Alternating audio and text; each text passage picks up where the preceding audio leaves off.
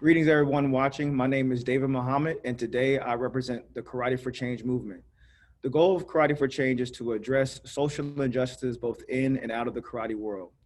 We recognize that the world of sport karate is not immune to the many struggles facing humanity. We aim to utilize our various platforms to amplify the voices of those that too often go unheard. We are hoping to host a continuous series of discussions that tap into the dynamics of race, gender, religion, and other subgroups that show up in the world of karate. These last few months have seen the entire world halt to both COVID and racial injustice. Throughout the globe, people are standing up and demanding justice and equality for their black brothers and sisters. And while we are seeing amazing progress, this struggle is not one that is new. Today, we will be discussing the Black karate experiences with three karatekas that I am extremely honored to be in the virtual presence of. First, we have Gabriel Sylla. He is an international consultant in high sport performance and elite level coaching. As an athlete, he was several times Canadian champion in karate, both traditional and sport, and 13-time champion of Quebec. He served as a Quebec team coach for 14 years and as coach for the national team of Canada for 4 years. He is currently the national coach of Senegal and has produced many African champions, both men and women, and is the head instructor of Black Dragon Karate and is a fifth dan through the ISK. Thank you, Gabriel, for joining us. With us as well as Natalie Williams. Natalie, who really doesn't need any introduction, is Gabriel's favorite karate athlete, and she wanted Alton to know that as well. But Natalie is a senior member of the English karate team. She's a multiple world and European medalist and over 20 times national champion for England and British national teams. She is a two-time world university champion and multiple Commonwealth time champion.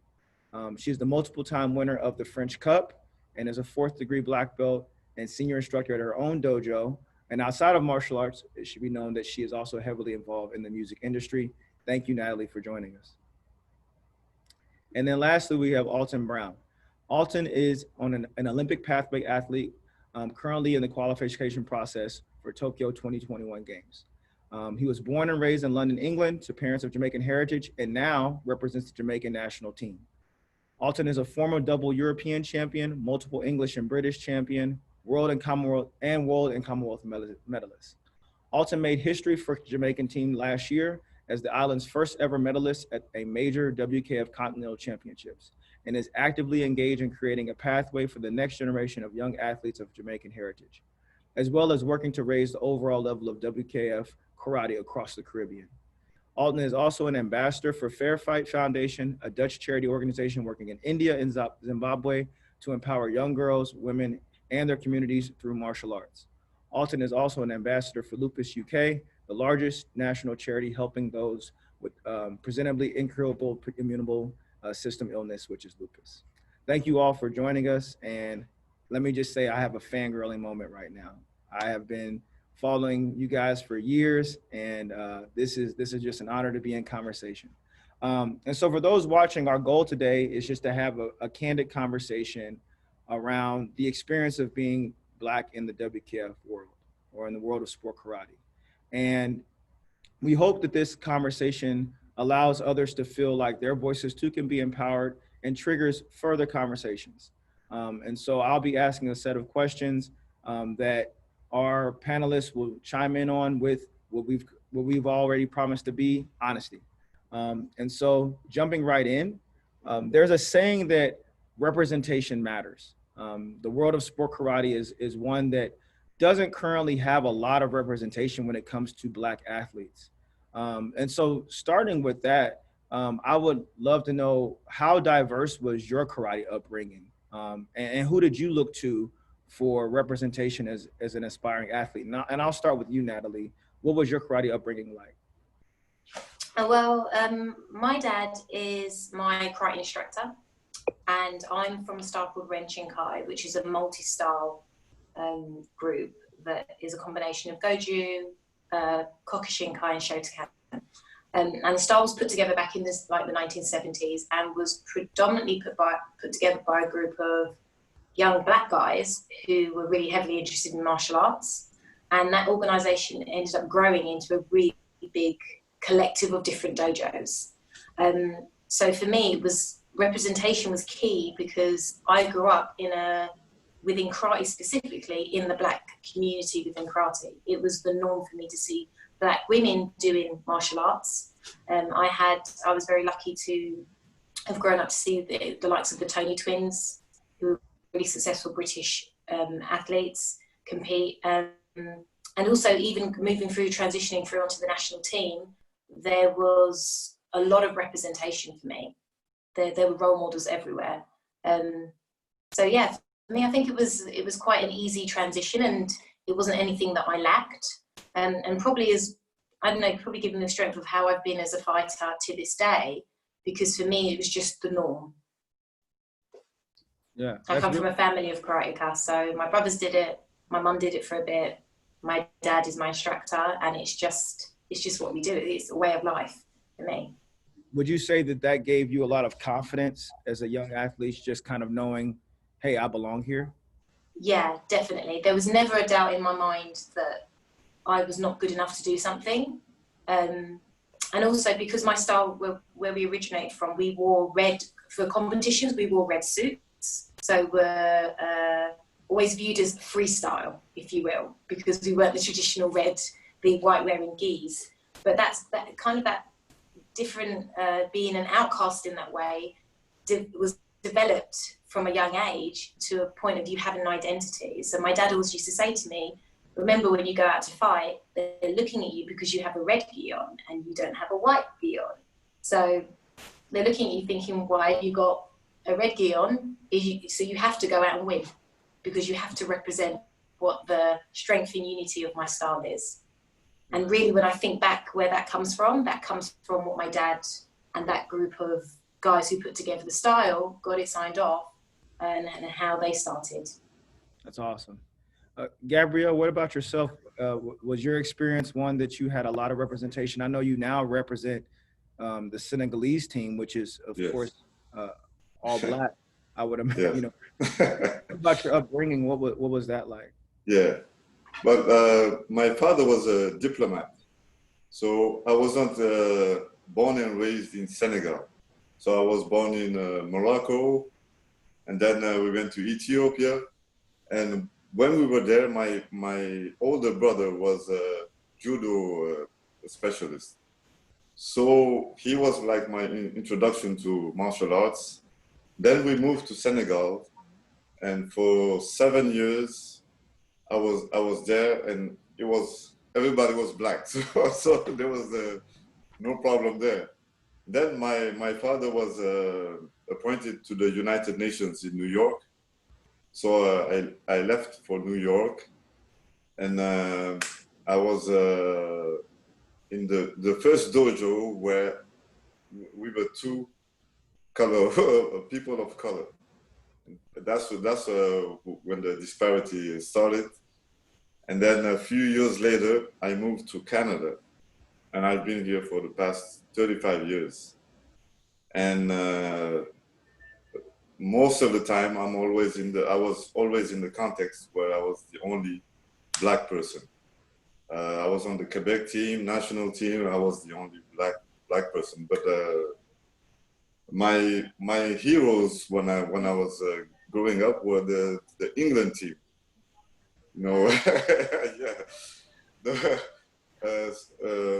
Wayne Otto, Ian Cole, and those guys. For Senegalese fighters, those guys were our heroes, and that's what that was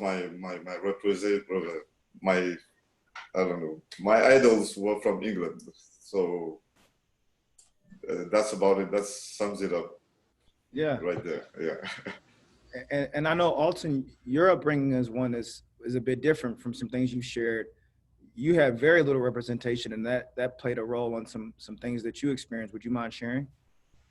Absolutely. Could you repeat that, please? It's for Alton. Yeah. So yeah, just to say absolutely, like in terms of my karate upbringing, for me, number one, I feel like representation is key, is absolutely a must. And I think if I'm honest with myself, that is a large part of the reason why I'm still doing what I'm doing now at the age of 36, trying to ensure that Black representation is there so that that next generation have somebody or a group of people to look to inspire them, to pull them through, you know? But in terms of my upbringing, it's funny, myself and Natalie probably only live an hour and a half apart in distance, maybe by public transport. But I grew up in East London, and the karate club where I grew up was pretty much, it was mainly white. So I often felt like I was that odd one out, to be honest. I often felt like I was viewed differently, regularly had particular comments that were kind of directed towards me. Comments about my parents, for example. My mom was a black woman, dropping me off at the karate club. There was always that sense of being different in the air, so to speak. But in terms of representation, you know, one thing that I really had was drive.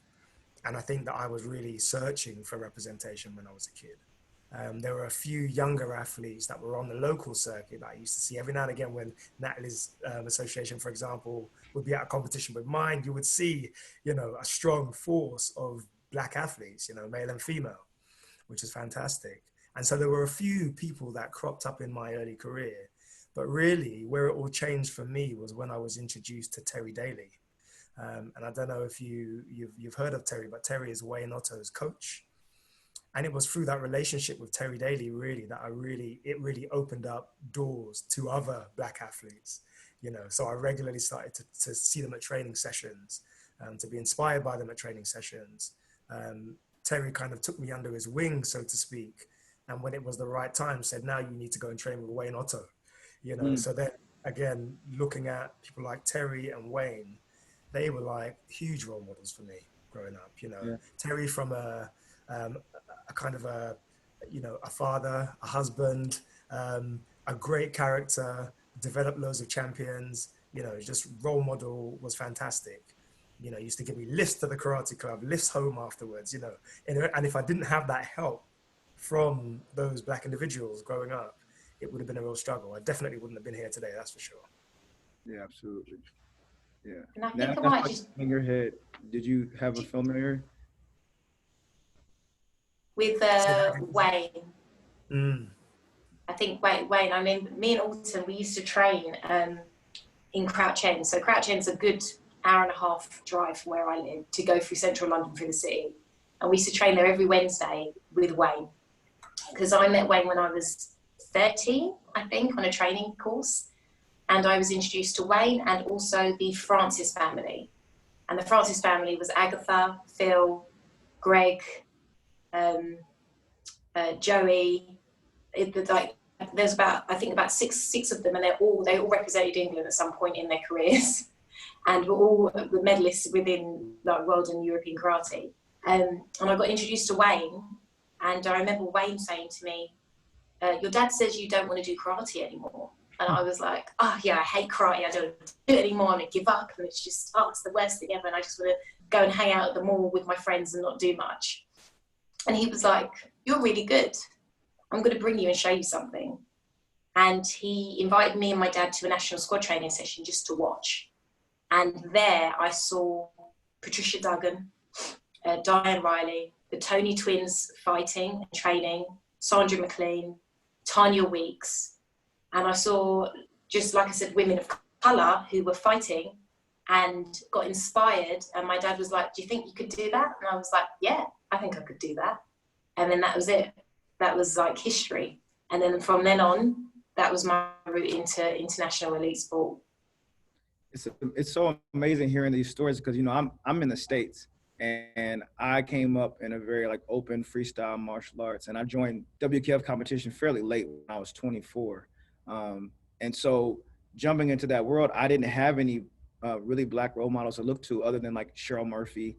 And then I saw yourself, Natalie, and Alton. But Wayne Otto, again, I think for so many became the guy. Like I'm watching, you know, clips of him from the 90s, you know, here in Kansas, and nobody knew who I was talking about. You know, like, Wayne Otto, like, you don't understand, this guy is absolutely amazing. So it's just really interesting to hear that common thread for all of us. Gary, were you gonna say into that?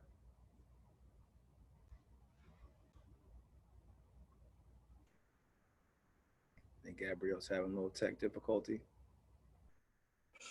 Yes, Wayne is the common denominator here. Too bad he's not here today. Yeah. Because he influenced all of us, I guess. Yeah. For Senegal, he was like, you know, he was. Yeah. And we recently did a session, a Zoom session with him. He worked with our national team for free.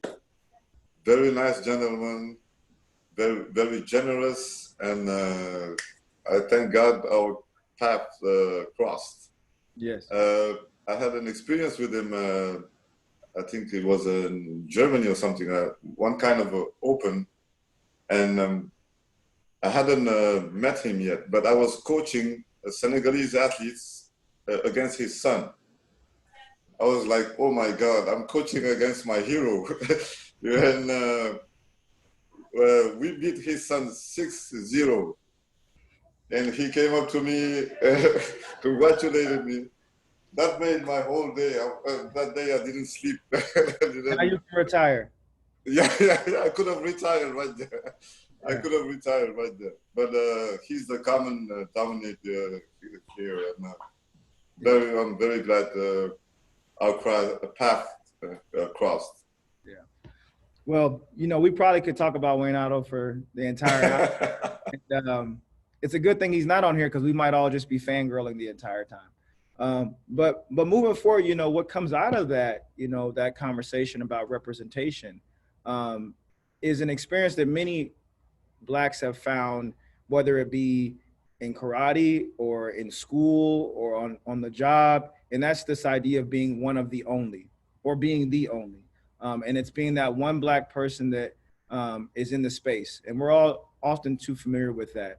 It refers to being the only person of color in a room. And then that changes our dynamics. So, and anybody can jump in and give their input on this, but what are some of your experiences with being one of the only in sport karate? And how have you learned to navigate dealing with that phenomenon? You know, in some cases we call it playing both sides or straddling the fence. How have you learned to navigate being one of the only?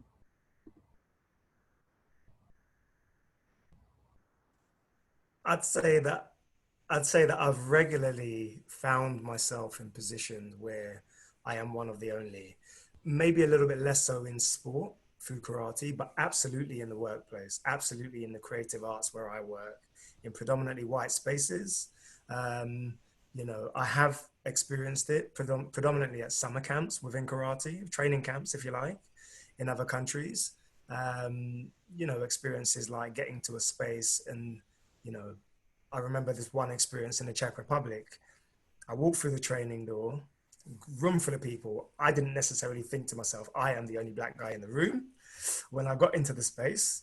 But one of the coaches came up to me because his daughter was looking at me a little bit funny, like young girl, was looking at me a little bit funny. And it was like, oh, don't be alarmed. She's just not used to seeing Black people. And, you know, innocent comment, totally innocent. But again, it's moments like that, you know, where you're reminded in a space that you are the Black person in the room, you know, and there is something around that kind of, that hits you. Do you know what I mean? There is something around that hits you, and you see it all the time, not just in karate, but, you know, you might walk into a shop, you might walk into a cafe, and the person that's serving you may treat you slightly differently to the way they've treated the 3 or 4 people in front of you. And it's only in those moments when you're kind of reminded to a certain extent that actually you are different, or I see you as different, you know? So that's kind of been my experience of it. Yeah, absolutely. What about yourself, Gabriel? Okay, me, I've been here for 35 years, like I said, and in the karate world, I've never felt different but there's always, like Alton said, there's always a little remark that brings you back to takes the focus away from karate. Oh, you're black, okay. So, but most of the time, karate, it's all about karate, and I never felt difference. But I had only one person who told me that, you know, I was proud of representing Quebec, representing Canada, but that person told me, because there was a difficult election, and he was pissed that his party didn't go through. So he wrote a thing on immigrants on Facebook, and I confronted him. I told him I've been here for most of my adult life, and I feel part of Quebec, part of Canada. You know, I was very proud to wear the flag and represent the country. But he said, no matter what you achieved in karate, no matter what you did, raise the flag, but you will never be 100% Canadian. So it was like, I think 4 or 5 years ago.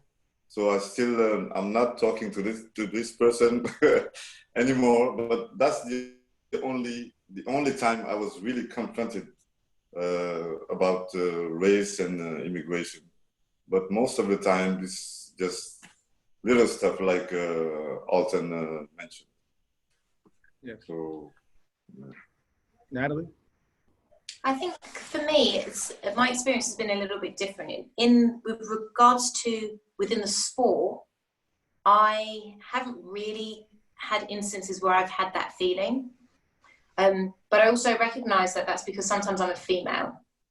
So a female black person compared to a male black person is viewed differently because I'm not necessarily a threat. And so what I usually find is that people are quite warming to me when I usually meet them, or if I go into a room. Those instances do crop up when it comes to music specifically. And you'll go onto training camps, and then you'll hear sometimes the music that's being played. And then you find and you recognize, and you're like, okay, so these people are kind of into hip hop, and they're into the R&B, and they're into black popular music. So they use that as an element to identify with you. So from a competition circuit perspective, I wouldn't say that I had that experience. Now, when you go to some countries, specifically in I think the early 2000s, when I used to compete and we used to go to the likes of Eastern Europe, a lot of people of colour wouldn't go to Eastern Europe. That would never be a holiday destination for someone from France who was a black French person, or a British black person, or a Dutch black person. It just wasn't, those were not popular destinations. So you would go there for competitions and tournaments, and that's when you would experience it. I remember being on on a bus to go to a Europeans in Estonia, and there was an elderly man who kept basically calling me chocolate woman. And he was just like almost making a joke of it, of like, you know, hello, chocolate woman. Oh, you're good, chocolate woman. You look nice, chocolate woman. And it took one of the coaches who was with me to say, stop it. This is inappropriate and this is not right. But after going and traveling to areas where you find that people are not exposed to people from other cultures and they have a level of ignorance, you end up becoming desensitized to it. Mm. Mm. And so you can either take an opinion of, am I the person who's going to take it on board to educate them? Actually, I'm a normal person, and if you cut me, my blood bleeds the same as yours does. Or do you just kind of carry on with what you're doing? And that's the situation that most people are kind of put into. But I'd say it's been externally outside and more from the population of the specific countries I've been to where I might have experienced it. Yes. Alton, I saw you nodding your head quite a bit. Were there some things that resonated with you about what she was saying?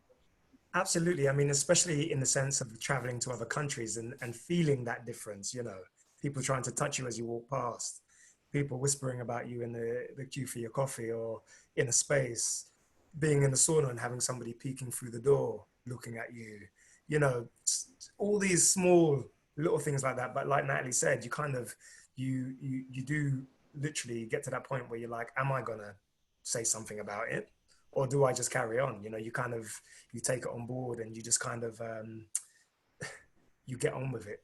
You know, Yeah. you realize that you're not in a space which is, you know, your comfort zone or whatever, and you act accordingly, really the same way I would in a workplace, you know. And I think that's what I feel, kind of coming back to your point of what you mentioned in the beginning. Sometimes as a Black person, whether it's within your sport, whether it's within your job, I think there is a part of you that feels like you have to tweak yourself slightly in order to be, or in order to make other people feel comfortable at the fact that you're in their presence. And that's something that I've definitely grappled with throughout my career, really. Yeah. That's really interesting. I think about what you guys are saying, and what comes to my mind is the idea of microaggressions, right? This idea that it's not the overt going to a tournament and seeing somebody hold up, for us in the States, like a Confederate flag or something of that nature, right? Or it's not that a referee calls you the N-word or anything of that nature, but it's an energy, right? It's little slights, little comments, looks that drain you, right? Like, because you have to, especially in the world of karate, it's all about honor and tradition and respect. And you go in as a Black person knowing the world that there are these ideas that people have. There's these stereotypes that people have. And so I don't want to live up to that stereotype. I don't want to be seen as the angry Black woman or seen as the violent Black man. And you wonder sometimes, well, am I getting this penalty because, or whatever? But you try to, not show that anger, recognizing then you're also carrying the weight of all the other Black athletes that come behind you. And so I think that those are the things that necessarily can't be always seen overtly, but we know it. We experience it. Gabriel, is that something that you were going to speak to? As I was, moving up in the ranks as a coach, I felt that as long as I was I was the basic assistant coach, no problem. Then I decided to study coaching. I went to the National Institute of Sport. After that, I came back, I graduated, and still nothing. I was still the assistant coach. And after that, I was admitted at the University of British Columbia for a master's in high performance. I went there and I graduated with my master's, and still, as long as I was going to perfect myself, my role on the team was getting smaller and smaller. I can't prove anything, like you said. But I know even if I did a PhD, I would never be head coach on the national team of Canada. I'm sorry, but I'm quite sure. When it was time to renew my contract, they told me they weren't going to renew my contract. That's how I ended up with Senegal. I have dual nationality. I sent my CV to Senegal. They were like, "Oh my God, we need you." And everybody know Fode here. Fode, yeah. He told me we need to work together, and if you don't have a job as an international coach, your country needs you. And now that I'm coaching the senior team, the junior team, I'm head coach, head strength and conditioning coach. They gave me an opportunity, to express and practice, what I've always wanted to do, but not to put a knock on Canada. It's my country too. And some coaches like Nassim, everybody knows Nassim here. She has always encouraged me, but some of the rest of the coaches, I don't know. I don't know. So I'm gonna just leave it at that. And I'm in the right place right now, and I'm moving on. Well, I respect that quite a bit, and definitely want to come back to that conversation here soon. With one, I know with Alton's experience, but moving forward, looking at this idea of representation and being the only and things of that nature, I think oftentimes we as people of color are unable to show up as our full selves, right? If we're always having this double consciousness, what W.B. Du Bois speaks of is double consciousness, right? When we're navigating these spaces, then we're not able to be fully authentic. And so could you share maybe how you've had to adjust to the expectations of the majority culture within sport karate to try to help yourself ascend or whatever it may be? And I'll start with you, Natalie, because I know you probably also see it in the music world. And so I'd be interested in hearing your experience. I think for me within karate, I've been quite lucky that I haven't had to navigate that much.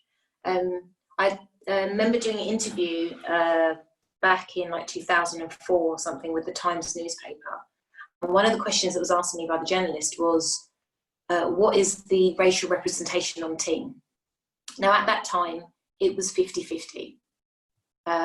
People of colour and white people. It was a really great squad to be a part of. And everyone was able to be themselves and operate how they wanted to. There wasn't any need to kind of adjust or put on a professional persona to be able to be who I was when I was competing. Because I'm Jamaican, so identify very heavily with Caribbean culture. So the guys that were on my team were Jamaican as well. I think all of us were. And then some of the guys who were white, who were on the team, trained at a club with a Jamaican instructor. So we're heavily versed in my culture as well. So I didn't really have to experience that too much. However, in the professional space, and I worked at a major record label that predominantly was 50% of the repertoire was black, Motown music, hip hop and R&B, the big label, the big Def Jam, Rockefeller Records. Those guys were part of that establishment. But when you look at the organisational structure, it's predominantly not people of colour who work in those organisation positions. And you would find that from a professional perspective, there would be moments where I would have to do that. And you always have that moment, like, so obviously you're familiar in the US of a TV program, Blackish, where there's an episode where they talk about the nod. And you have that, funny enough, in the karate community.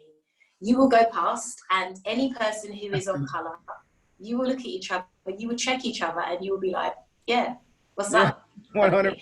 Now, you might not even know them, you might not even have to say anything to them, but it is just a mutual cultural understanding, no matter where you come from. I see you, you see me. What's up? Kind of thing.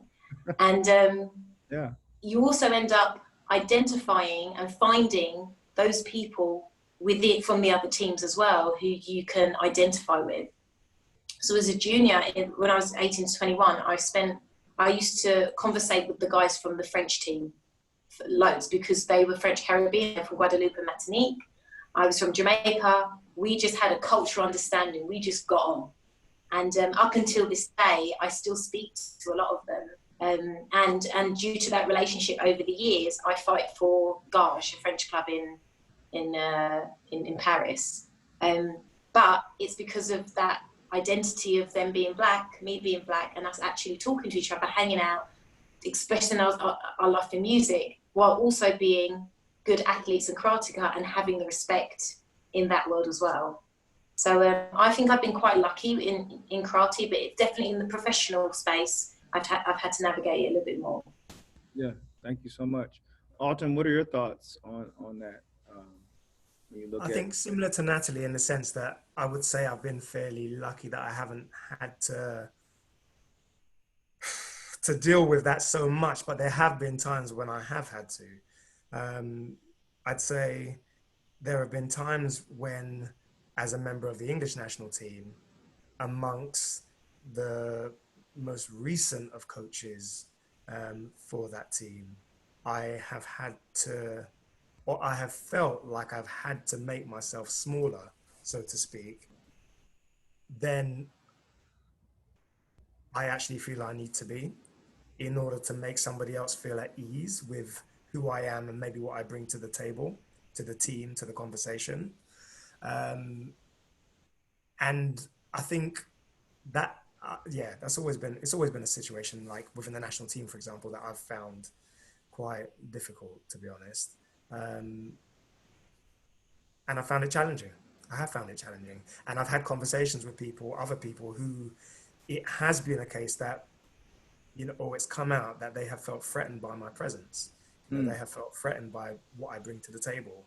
They have felt threatened in the sense that they know I'm a senior athlete. They know I've been fairly successful. They know that longer term, I may be looking for a coaching opportunity. And, you know, there's always been a vibe of, for me, it's felt like trying to keep me in check, in place, so to speak, you know, and I felt like I have had to navigate that bit. In the professional world, outside of sport, absolutely. Like I regularly, like I said at the beginning, find myself in spaces, particularly in my industry, in the arts, which is a predominantly white space, where I, you know, similar to Natalie, no Black people in senior leadership positions at all. Maybe the Black people within the company have come in on a particular program, which has been about supporting BAME young people into particular positions.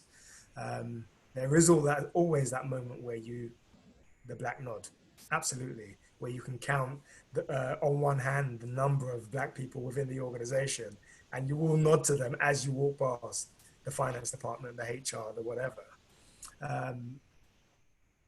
Yeah, so I definitely, I understand what you're saying. I understand the experience, and I have had to deal with it a lot more outside of the sport than within the sport, I'd say. Yeah, thank you. Gabriel, I have a more specific question for you. You've had experience as an elite athlete and a coach. In what ways have you seen the Black experience evolve over the years? What changes have you seen since when you started as an athlete to now as a coach? You know, over that time period, how have you seen the Black experience evolve? Well, I think I don't want to be pessimistic, but I think it went backward because when I was an athlete, it was everything was all inclusive. There was because I fought in the 80s and the 90s, and I thought back then it was less of an issue than it is right now. But it's a world trend, so I think that's why it's been like that lately. But my experience as an athlete was amazing, and I have to point out something. When I came to this country, I came here as a student. That my student visa, I could not renew my student visa, so I was illegal for a while. But I was still doing karate. I became national champion, but I couldn't go outside of the country to prove myself. I was in legal battles to legalize my situation. And during that time, I had no issues, no problems. But now, as a coach, you know, when I'm traveling, I'm always dressed to a T. People ask me why, because we are held to a different standards. Now that I have my Canadian passport, I don't want any issues with the immigration or anything. I'm always, because I'm not allowed. I feel like I'm not allowed to make any mistakes. So I have to be always on my best behavior. I can't travel with a hoodie, or I always wear a suit, and I'm always impeccable because I know that we are held to different standards. That's so interesting you mentioned that, because I'm not going to name the coach, but there was a coach that I was training with at one period, and this was before I had qualified for the U.S. team. and I went to a training and at his dojo, and I hadn't gotten a haircut, in a couple of weeks, and so it looked a little rough. But I'm there for training, so like it's whatever. And I would train in the daytime, and then in the evening, there would be classes, and that's when all of his regular students would come. And he made me go get a haircut because he didn't want me to look too intimidating to his students. The perception around it. And mind you, it was in a very small town that had no black barbershops. And I was trying to explain to him, I can't just go anywhere and get my haircut. Gonna mess my line up, man. But there are those dynamics, those little things, right? Those microaggressions. And I don't necessarily think that he meant any ill will behind it, but what comes behind that, right? Like when Gabriel mentions dressing to the T. And looking at the head nod, this is why like we have those emotions when we see other Black Karateka, even if they're from, I think about like Franklin Mina, right? I've never had a conversation with him, but every time I see him, I'm like, what's up, man? Like it's just one of those moments, that we have because that they have a shared struggle, right? That there's a common experience of, whether it's, hey, we eat the same kind of food, or we like the same kind of music, or we walk the same style, or just that energy, you're kind of pulling for them. And I think that unless you're in it, people will never truly understand that. Now, going to you, Alton, specifically, like Gabrielle, you've decided to not represent the team of the country that you are in. And you represented them for many years. So you had a lot of success with the English team. And now you represent Jamaica, which for many years didn't have a national team. I remember the first time I saw them at a Pan Am Championships, I was like, whoa, where'd this come from? And then when I heard that you got on, I was like, that's not fair. How did he pull that off? And I wanted to figure out if I had any Jamaican lineage, because I was like, is there any way that I can get on this team? Like, I'll do any weight, whatever it takes. But what motivates? If you guys need a coach, I'd like to coach that team too. No, you already got Senegal. You can't do that. Well, Alton, what motivated that switch after so many years of success, and how has that experience been? The experience has been honestly, I've been able to reconnect with my roots, and the experience has just been incredible. It's been tough, but it is definitely one of the best decisions I've ever made. Natalie supported me wholeheartedly in the decision. And for me, it just felt like I had achieved a lot of great things with the English national team. And just to put it into context, I competed for England for 17 years. It's a huge amount of time. I felt like I made huge contributions to the team. I felt like I had invested a lot of time and development into a lot of the younger members of not only the English national team, but generally through karate clubs in England and everything else, and seminars. And to me, Jamaica was just a massive opportunity to, number one, reconnect with my roots, to continue to pursue that Olympic dream, but actually potentially in a more supportive environment, and actually put myself in a position to actually make an impact, make a difference. I feel like I'd made such an impact in England for so many years.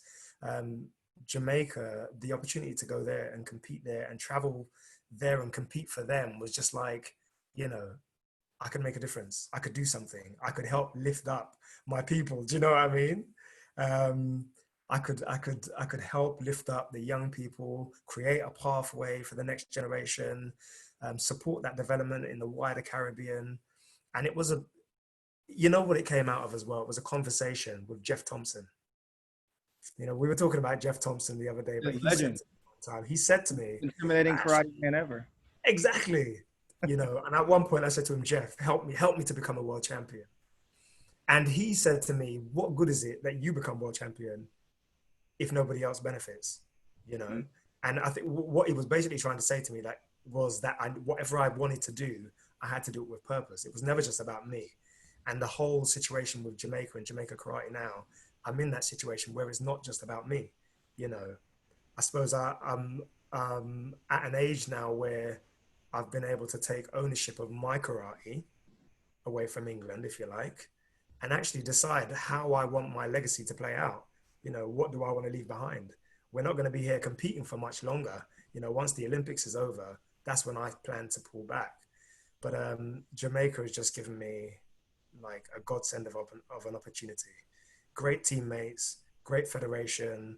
The president is so supportive. You know, I'm in a good place. I'm in a good place. Natalie, I'd be interested in knowing, because he mentioned how you gave him a lot of support in that. How did you feel when he told you, like, I'm not trying to create any beef now, but no. I mean, we'd had a conversation back and forth for a while about it, and it was just for Alton, it was the right thing to do, 100% the right thing to do. So as much as I was like, oh, I won't be going away on trips and you won't be coming to European events for me anymore. The irony was that the way that the circuit changed for the Olympic process, we still would travel together anyway as teammates. So it didn't actually make a difference. The only thing is he no longer comes to England national training, but everything else, we still train at the same places. So nothing has actually changed. It's just that he gets to hold the Jamaican flag up, even though I'm still waiting on my t-shirt and a tracksuit, and remember that, yeah. And I don't, but it's nice for me from Jamaican heritage as well to see someone representing, and it's just something that I 100% support, and without a doubt was the best decision that he made, 100%. Alton, have you faced any resentment from English athletes or the federation when you made that decision? I wouldn't say I've faced a lot of resentment, to be honest. Like, I went through the official channels and I did it the right way, and I sought a lot of advice from a good friendship circle within the UK before I actually did it. And so, you know, I started with the president of the federation. He was really supportive. He gave me some advice about how to speak to the coaches themselves. I did that. And to be honest, at the beginning, there was a little bit of a tension moment. And I think mainly it was just people weren't quite sure how they should relate to me now. Is he an English? Is he a British athlete? He's Jamaican. I think the whole concept of being British Jamaican, Black Caribbean, just in England is a bit of a funny one. So I think once they got over that, it was fine. And actually, to be honest, so many people from within England have come out in support against what I'm trying to do. You know, even in terms of from a financing point of view and actually being able to afford as an athlete to travel the world and compete, which is always a challenge. But there's a network of clubs that have had me in to do seminars in order to help facilitate that transition to competition. And that's been incredible. And on top of that, the network of people from around the world who are Caribbean diaspora, who have said, I love what you're doing. And if there's a way that I can get involved at some point, please let me know, because I would like to give back too, you know. And it's brilliant. It's brilliant. There's been so much more support than there's been negativity. Yeah. Gabriel, did you want to share something? Yeah, because our stories are similar, but me, it's on the coaching side. When we go to international tournaments, of course, I'm going to see the Canadian team. And there's always awkward moments. But when Canadian fighters are on the mat, I'm like, I'm rooting for them. And, you know, I've been here all my life, and I've trained some of these guys. But we support each other. I guess they congratulated me on my new path. I don't know if it's sincere, but you know, I'll take it. But like, for instance, at the World Championships, we qualified for the bronze medal match, but we only had 5 fighters who fought in individual matches, and they were hurt, and they went through Iran in a team fight, and very difficult teams. And so we had to go to repechage, and one of our fighters was barely standing on his feet. And we didn't have any doctors, we didn't have any physiotherapists. So the Canadian team finished their competition. So I went to the Canadian physio and asked him if he could help our athlete at least, compete. And he graciously came and treated our athletes. And then the next day we went and did our bronze medal match. But he at least he was able to to compete. That was like a collaboration. He did it for me as a favor, because when I was on the national team in Canada, we had a very good rapport. But I hope he didn't get him in trouble. But so Oh, you might have now. You just told everyone. Yeah. Yep, So he helped us. So there's good things, and no hard feelings. Life goes on. yeah. Well, it's I could talk to you guys all day long, or for you guys all night long over there in England. But as we wrap this up, I recognize just from listening to your stories and even times we've talked before this, that all of you have had moments where you thought about, like, why am I still doing this? Maybe wanted to quit for reasons, some racially based, but some outside of it as well. And Alton, you mentioned, sometimes staying because you wanted to be there for others to be able to see you. When we look at representation, we started this conversation off with representation. And that representation can be whether it's referees, coaching, athletes. We know that if we're not in these spaces, then no one is. And so as we ended here, and this is something I want everybody to answer, and I'll start with you, Gabriel. What would you like to see change in the world of sport karate for the future generations? Because you mentioned that you feel like it's actually went backwards in some ways. So what are some things you'd like to see change? And then we'll go Alton, and then we'll cap it off with Natalie. Actually, at the WKF, at the top level, we have Suleiman Gay, who's from Senegal. It's a little bit, but what I would like to see change is fairness in the referees. If you wear a flag that says France, sometimes they coach like I don't know if you guys can relate, but some of the decisions are mostly based on the flag you have on your chest. I want to see more fairness in the referee commission. It's some countries have power, and you see it also on the mat. It shouldn't be that way. So I hope I don't get in trouble like this. It should be the best fighter wins, and that's it. Fairness in judging, especially, but also more people also in the decision making areas. There's a little bit of representation, but not enough. So that's my recommendation for the future. Thank you. Alton?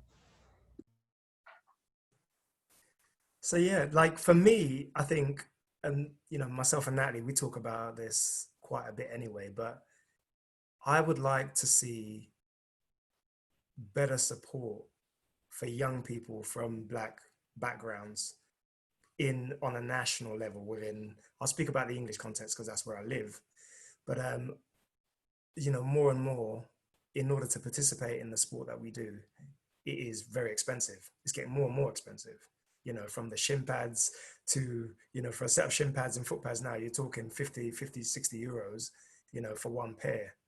And we're talking red, blue, 2 different gis, belts and everything else, plus paying for squad training and stuff like that in terms of the English setup.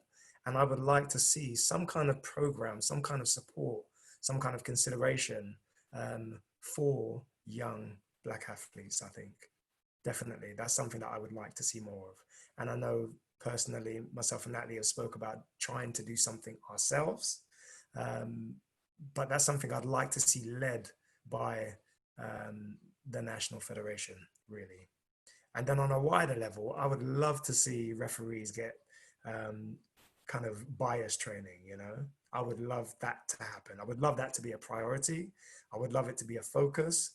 I would love there to be an opportunity for them to look within themselves and actually see if there's ways that they can do things a little bit better, you know, because similar to Gabriel, I know exactly what you're talking about in terms of decisions.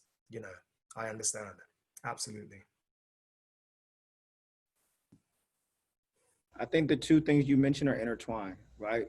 If there's awareness within referees, coaches, dojos, that certain demographics oftentimes can be excluded from participation, from acceleration, then therefore there needs to be efforts made to try to bring them in. And when you do that, that's going to allow for more fairness, inevitably. But you have to check your own biases at the door. You know, in the States here, one of the reasons many young blacks don't participate is the money. They'd rather go play basketball or football or soccer because they can get a college scholarship, you know, and it doesn't take any money to roll out a basketball and go. And so I think that's a phenomenal point. Natalie, bring us home. What are your thoughts? What needs to change? I'm gonna echo some of what Alton has said. I think the cost of elite level karate is very high now. When I started 20 years ago, I just needed a chest guard and hand pads and a gum shield. And now, and I've actually, funny enough, I found my first karate bag that I had. And I used to be able to fit so much stuff in it. And now that bag is twice the size it needs to be because of the protective equipment, which I understand why they have it, but the actual cost of it is very high. And by the cost increasing, you end up eliminating a demographic. And that doesn't just happen on a national level, that happens internationally. And you can see even with the addition of the circuit and how many tournaments there are in the circuit for Premier Leagues, for K1s, for the Series A's, it's he who has the money can afford to go. So if you're from a country that has a program that can fund it and sponsor it, and you're in a full-time setup, then you've hit the jackpot and you're part of the Golden League that can go and do it. That doesn't necessarily mean that those athletes are more talented than those who can't. And then you have a demographic of people who can never attain to some of that because they financially can't. And so I think that's a big key thing. And like you said, when those athletes can't attend, there's no representation of them. So how then do people's eyes get exposed to different audiences and different demographics of people and different styles in how people fight? And I think the big one for me is unconscious bias training. That is something that I think should exist in pretty much every organisation. It's something that definitely should take place in national federations and on an international level for coaches as well, and for national team members. Like I said, I don't really experience any, even to an extent of the microaggressions now, because I think that the karate community of athletes travel so much, they're more worldly knowledgeable and more culturally accepting. But they're the unique percentage that are different to the mass, who don't have the luxury to travel and meet people from all over the world. So unconscious bias training is a very key thing, because once you introduce that, you can identify, you get a realization of the type of person you are and how you see the world and how you see other people. And I think when you can identify how you see other people, that's the only way you can start to correct that perception. Man, I feel like I picked the right person to Perfect. Gabriel has something he wants to say though. What's up? Yes, I'm representing a poor country. And I just wanted to add that we have problems getting visas, just getting the visa, to get to world championships, to get to K1s. And our athletes who live in France are the only ones that can go to international competitions. The ones back in Senegal, we have very, very talented athletes. But like Natalie said, it costs it's costing more to compete and be on the international levels. Maybe like Alton said, there should be some programs, you know, to help, you know, poor countries, you know, to at least have a chance to go out there and try themselves, because it's becoming more and more unfair. And for my experience here in Canada, Black people don't go to karate schools. That I don't know why, but I'm gonna try to implement something to, you know, have them join the dojos and, you know, try out karate. They do other sports, basketball, the track and field, but karate, most of the time I've been the only one in tournaments, and so that has to change also in the future. Thank you for having me, and I'll let you conclude.